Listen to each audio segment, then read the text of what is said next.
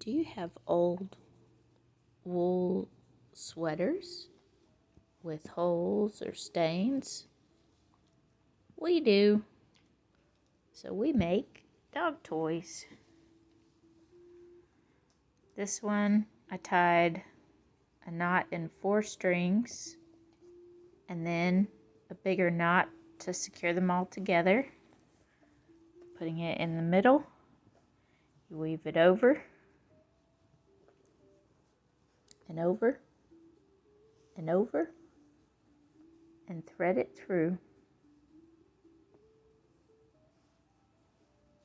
It takes a little bit longer with one hand, but you can do it.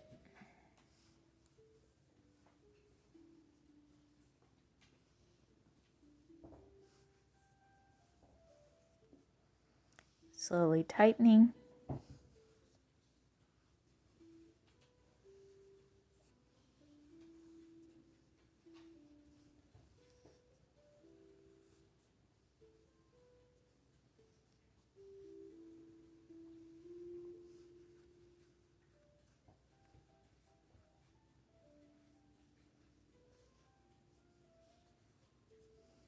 Dog toys, here we come.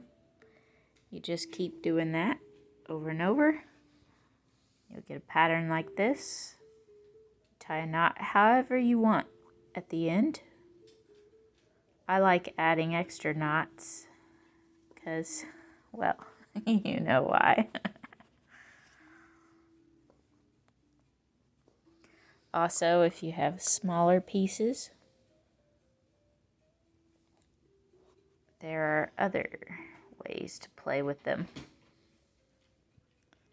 Wool dog toys.